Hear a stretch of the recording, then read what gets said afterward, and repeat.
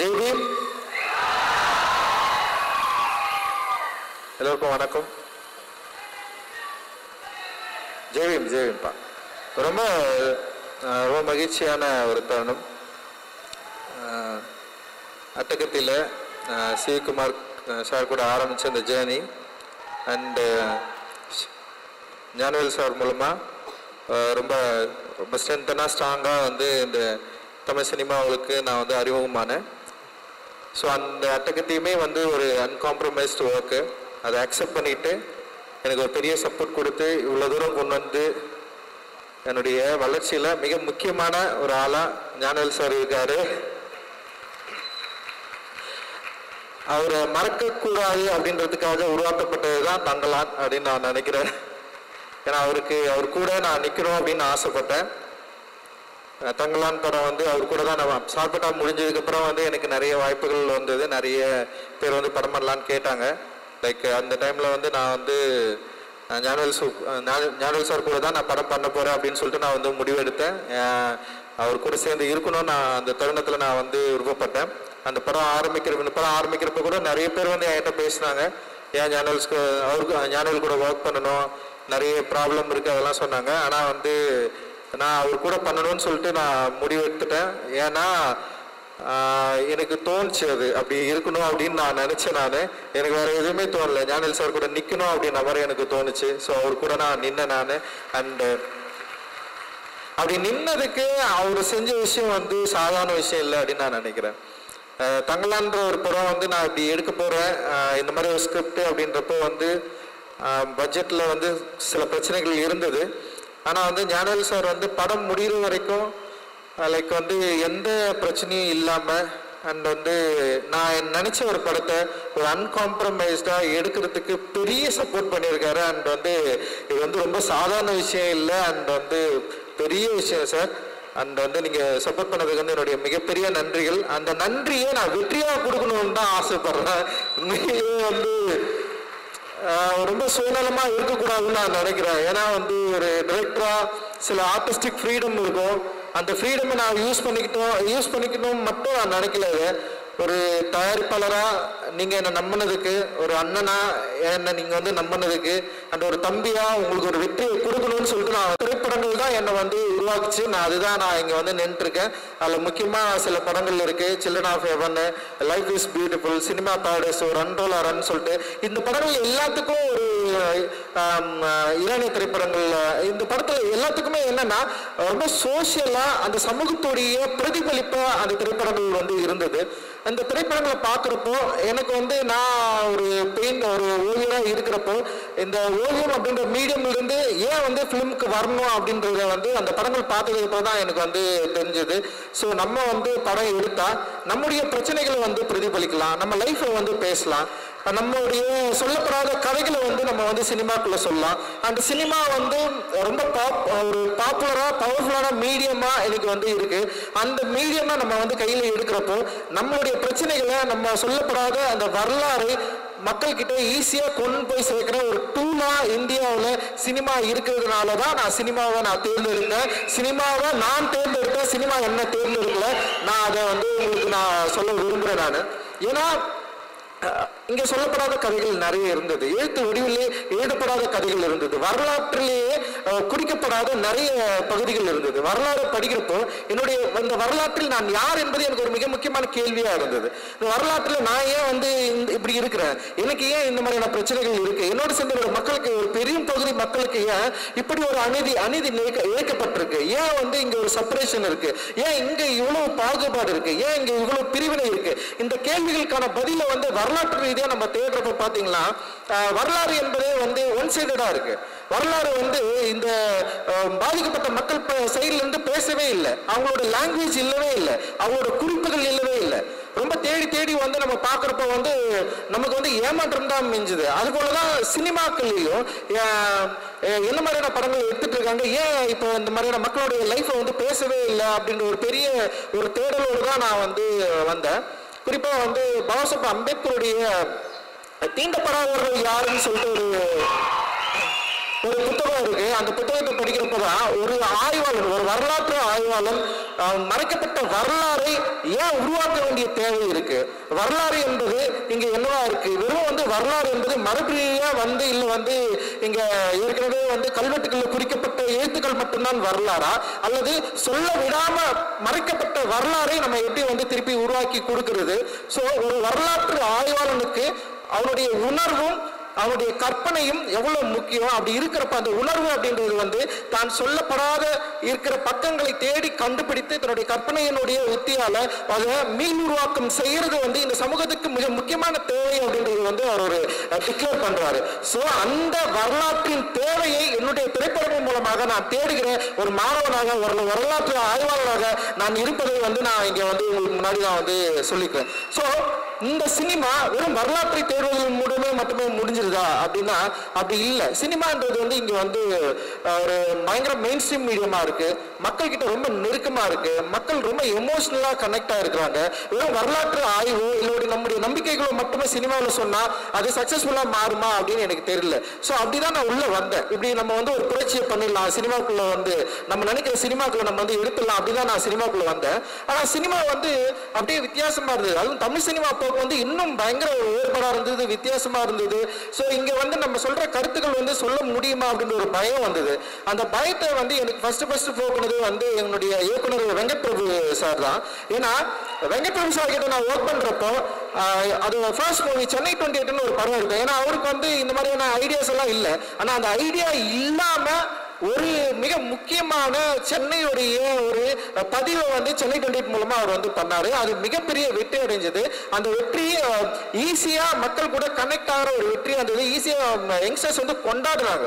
அப்ப நான் பாக்குறப்போ அந்த சென்னை 28 லைஃபும் என் லைஃபும் வேற வேற இல்லை, ரொம்ப கிட்டத்தட்ட ஒரே மாதிரியான வாழ்க்கை இருந்தது. அந்த பசங்களோட வாழ்க்கை முறையும் வேறவே இல்லை. அப்போ ஒரு கொண்டாட்டத்தை, ஒரு மகிழ்ச்சியை சொல்ல விடாத கதைகள் மூலமா நம்ம சொல்றப்போ ஈஸியா வந்து ஆடியன்ஸை நம்மளால வந்து கனெக்ட் பண்ணிக்க முடியும் அப்படின்றத வந்து விபி சார் கிட்ட தான் நான் கத்துக்கிட்டேன்.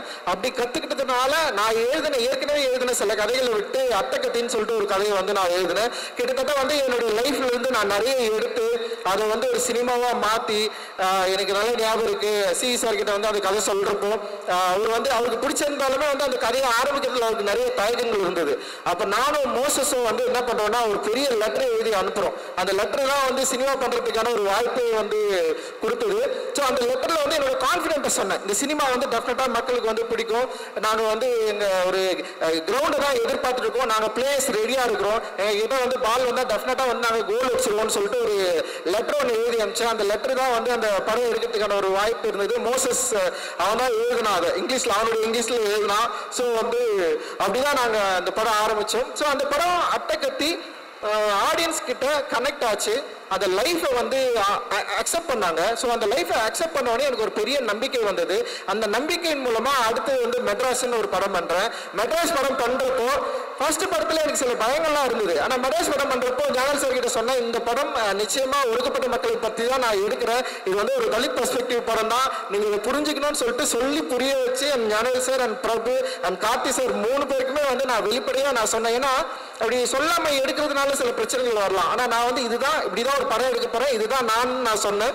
அதை சரியா புரிஞ்சுக்கிட்டு எனக்கு வந்து ஒரு பெரிய ஒரு கமர்ஷியலான ஒரு பெரிய வெற்றியை கொடுக்குற ஒரு மெட்ராஸ் என்ற ஒரு பெரிய ஸ்டேஜ் வந்து எனக்கு வந்து ஏற்படுத்தி கொடுத்தாங்க. அப்படிதான் வந்து மெட்ராஸ் வந்து உருவாச்சு. அண்ட் வந்து அதுக்கப்புறம் வந்து கபாலி அண்ட் வந்து உங்களுக்கே தெரியும் சூப்பர் ஸ்டார் அவருக்கு மெட்ராஸ் என்ற ஒரு படம் அவருக்கு பிடிச்சதுனால தான் என்னை கூப்பிட்டு கொடுத்தாரு. எனக்கு வந்து அவர் கூட ஒர்க் பண்றதுல பயம் இருந்தது. பட் ஆனால் வந்து அவருக்கு மெட்ராஸ் ரொம்ப பிடிக்கும், என்னுடைய அரசியல் ரொம்ப பிடிக்கும். அப்படிதான் எனக்கு வந்து கபாலி கொடுத்தாரு. கபாலி வெட்டி அடைஞ்சதுனால தான் வந்து காலாண்ட ஒரு படத்தை வந்து கொடுத்தாரு. அந்த படத்தை ஒட்டி தான் வந்து சார்பட்டா பரம்பரை. ஸோ இப்படிதான் அதுக்கப்புறம் வந்து நட்சத்திரம் நகர்கிறது அண்ட் தம்மம் இதெல்லாமே நான் வந்து ஒர்க் பண்ணேன். இது எல்லாமே என்னன்னா என்னுடைய தேடல் தான், வரலாற்றில் நான் யார் என்பதை தேடுகிற படங்களாக தான் இது எல்லாமே இருந்தது. ஸோ இப்போ இப்படி இருக்கிறப்ப தான் வந்து விக்ரம் சார் வந்து நான் வந்து கூப்பிட்டாரு, நம்ம வந்து சார்பட்டா படம் முடிஞ்சதுக்கப்புறம் வந்து சேர்ந்து ஒர்க் பண்ணலான்னு சொன்னாரு. எனக்கு வந்து ஏன்னா விக்ரம் சார் வந்து எனக்கு பல வடிவங்களில் பிடிக்கும். பல கேரக்டர்லாம் பிடிக்கும். அவர் வந்து எப்படின்னா மற்ற கமர்ஷியல் ஆக்டர்ஸ் மாதிரி நான் வந்து சாரை நான் பார்த்தது இல்லை. ஏன்னா அவர் வந்து அந்த கேரக்டருக்காக தன்னை வந்து என்ன சொல்றது அது மாற்றிக்கிற விதம் இருக்குதுல்ல. இப்போ ஐ படத்துல வந்து ஒரு சின்ன போர்ஷன் தான் வரும், அதுக்காக வந்து ஒருத்தர் வந்து இப்படி ஒருத்தர் நிற்பார், கிறிஸ்டியன் பெல் மாதிரி ஒருத்தர் வந்து ஒல்லியாகி இந்த அளவுக்கு மயக்கம் அடைகிற அளவுக்கு பல்லெல்லாம் விழுந்து இப்படி ஒரு ஆக்டர் வந்து பண்ண முடியுமா அப்படின்றது இருக்குல்ல. அண்ட் வந்து இந்த கலையை நேசிக்கிற ஒரு பயங்கரமான ஒரு கலைஞன் கூட வந்து சேர்ந்து ஒர்க் பண்றது வந்து இட் இஸ் நாட் அது ரொம்ப ஈஸியானது கிடையாது. எனக்கு ரொம்ப சவாலாக இருந்தது. நான் யோசித்தேன், ஏன்னா விக்ரம் சார் மாதிரி ஆட்கள்லாம் முதல்ல வந்து நம்ம ஒர்க் பண்ணுறப்போ ஃபர்ஸ்ட் நம்ம சொல்கிறத அவர் கேட்கணும், அவர் கேட்பாரா? ஏன்னா வந்து பொதுவாக வந்து ஒரு டிரெக்டருக்கே இருக்கிற ஒரு விஷயம் நம்ம எழுதிட்டோம், அந்த எழுதுனதை நம்ம சொல்கிறத கேட்டு பண்ணணும். ஏன்னா அவருக்குன்னு சில டிமாண்ட் இருக்கும், அந்த டிமாண்டை நம்ம மேலே வந்து ஃபோர்ஸ் பண்ணாருன்னா என்னால் இது பண்ண முடியாது அப்படின்ற மாதிரி நான் யோசித்தேன். அப்படி நான் மீட் பண்ணுறப்பவே வந்து நான் அது அவருக்கும் நான் வந்து கொஞ்சம் நான் சொல்ல ட்ரை பண்ணேன். அப்புறம் வந்து அது அவர் புரிஞ்சுக்கிட்டாரு அப்படின்னு நினைக்கிறேன். அப்புறம் நான் சூர்யா கிட்ட நான் சொன்னேன், நான் பர்சனலாக நான் இந்த மாதிரி ஒரு ஆள்னா நான் வந்து கொஞ்சம் இப்படி எதிர்பார்ப்பேன் அப்படின்னு சொன்னேன். இல்லை அவர் என்ன சொன்னார்னா, நீங்கள் ஒன்றும் கவலைப்படாதீங்க, விக்ரம் சார் பயங்கர சப்போர்ட்டிவாக இருப்பாரு அப்படின்னு சொன்னார். அண்ட் வந்து நான் கதை கூட எனக்கு சரியாக சொல்ல வரல, அப்படிதான் நான் ஒரு கதையை சொன்னேன் நான். ஆனால் அந்த கதையை வந்து என்னோட ஆத்மாவுக்குள்ளேருந்து புரிஞ்சுக்கிட்டாரு அப்படின்னு நான் நினைக்கிறேன் ஆக்சுவலி. ஏன்னா அவருடைய வார்த்தைகள்ல இருந்து ஒரு விஷயத்தை புரிஞ்சுக்கிறது ரொம்ப ரொம்ப கஷ்டம். நான் ரொம்ப வீக்கான வேர்ட்ஸை வந்து நான் செலக்ட் பண்ணுவேன். என்னால் வந்து வேர்டை வந்து அவ்வளோ என்னால் வந்து கரெக்டாக செலக்ட் பண்ண முடியாது நான் பேசுகிறப்போ இல்லை கதை சொல்கிறப்போ. ஏன்னா என்னுடைய உலகத்துலேருந்து நான் வந்து ஆப்ரேட் ஆவேன். அப்படி ஆப்ரேட் ஆகிறது வந்து அவர் சரியாக புரிஞ்சுக்கிட்டாரு அப்படின்னு எனக்கு தோணுச்சு. அண்ட் விக்ரம் சார் வந்து ஒத்துக்கணுன்னே உண்மையிலே வந்து ஒரு பெரிய சவால் அன்றைக்கி தான் எனக்கு என் லைஃப்பில் வந்து ஸ்டார்ட் ஆச்சு அப்படின்னு நான் நினைக்கிறேன் நான் ஆக்சுவலி. ஏன்னா ஒரு ஒரு கலைஞன், ஒரு அச்சலான ஒரு கலைஞன் ஒரு ஆர்ட்டுக்காக தன்னை அர்ப்பணித்தவரை நான் வந்து ஹேண்டில் பண்ணுறது வந்து it is not a easy choice. And வந்து அது வந்து அவ்வளோ கஷ்டமான ஒரு விஷயம் அப்படின்றது எனக்கு தெரியும். ஸோ அவரை வந்து இந்த கதாபாத்திரங்களில் வந்து கதாபாத்திரமாக மாற்ற வைக்கிறது அப்படின்றது ஒரு பெரிய சேலஞ்சாக நான் வந்து யோசித்தேன். ஸோ அவருக்கு அதை கொடுக்கணும், அதே நேரத்தில் ஒரு ஜனரஞ்சகமாக மக்கள்கிட்ட ஈஸியாக அப்ரோச் பண்ணுற ஒரு வடிவமாகவும் அந்த கதை இருக்கணும் அப்படின்னு நான் நினச்சி தான் வந்து அந்த கதையை வந்து நான் ஒர்க் பண்ணேன். அந்த கதையை எழுதி முடிச்சதுக்கப்புறம் வந்து அந்த கதை வந்து என்னை வந்து பல இடங்களில் வந்து என்னை வந்து ட்ராவல் பண்ணிச்சு. நான் நிறைய விஷயங்களை வந்து நான் வந்து தெரிஞ்சுக்கிட்டேன். அந்த கதை எழுதுறப்போ என் கூட இருந்த தமிழ் பிரபா அண்ட் வந்து அழகப்புறம் அண்ணா இவங்க கூட வந்து பெரிய டிஸ்கஸ் பண்ண. தமிழ் பிரபாவும் எனக்கும் வந்து பெரிய டிஸ்கஷன் ஆச்சு. அந்த கதையை படிச்சுட்டு வந்து தினகர் இருக்கான், அவன் வந்து ஏன்டா இது மாதிரி ஒரு கதையை வந்து செலக்ட் பண்ணி பண்ணுறலாம் நிறைய வந்து அவன் கேட்டு இருந்தான். ஏன்னா வந்து இந்த கதைக்குள்ள பல சிக்கலான விஷயங்களும் இருக்கு. அதே நேரத்தில் வந்து ஒரு ஃபேண்டசி மீடியத்தை வந்து ஹேண்டில் பண்ண போகிறோம், ஒரு புதிய உலகத்துக்குள்ள நுழைய போகிறேன். ஏன்னா எனக்கு வந்து இந்த மேஜிக்கல் ரியலிசம் ரொம்ப ரொம்ப பிடிக்கும். அந்த மேஜிக்கல் ரியலிசத்தை வந்து கொஞ்சம் இந்த கதையில் வந்து ஹேண்டில் பண்ணலாம் அப்படின்ற மாதிரி வந்து நான் ட்ரை பண்ற ஒரு புதிய ஜானரை நோக்கி இந்த படம் போகுது அப்படின்னு எனக்கு தெரியும். ஸோ அப்படி அந்த உலகத்துல நுழையப்போ எனக்கு வந்து ரொம்ப சப்போர்ட்டிவா இருந்தது இவங்க எல்லாருமே தான். அந்த வெரி கான்ஃபிடென்ட்டா இருந்தது. அந்த கான்ஃபிடென்ட்டோட தான் வந்து நான் இந்த படத்துக்குள்ள போனேன். அண்ட் வந்து விக்ரம் சார் வந்து அதை ரொம்ப பயங்கரமா ஈஸியா மாத்தினார் இந்த செட்ல. அது வந்து ரொம்ப சாதாரண விஷயம் இல்லை. இந்த ஃபர்ஸ்ட் டே வந்து நான் எதிர்பார்த்த ஒரு தங்கலானா வந்து அவர் நின்னாரு, அவரு அந்த ஒரு காடையனா வந்து நின்னாரு. It is not easy, very tough. ஒரு காடையன், அதாவது தங்கலான் வந்து கொஞ்சம் பீரியடுக்கு முன்னாடி, காடையன் இன்னும் பின்னாடி. அப்படி இன்னும் பின்னாடி இருக்கிறப்ப வந்து காடையனோட உடல் வடிவமைப்பு அண்ட் வந்து அதோட ஸ்டேஜிங் இது எல்லாமே அண்டு படம் ஷூட் போகிறதுக்கு முன்னாடி வந்து ரிஹர்சல்ஸ் வந்து இருந்தது, அதுக்கும் வந்தார். ஒரு பெரிய பயங்கர சப்போர்ட்டிவாக இருந்தார். அந்த படத்தை வந்து அவர் நடிக்கிறப்போல அது வந்து ஒரு பெரிய ஒரு ஆக்சுவலி வந்து ஒரு ஸ்கூல் மாதிரி தான் எனக்கு வந்து தெரிஞ்சது.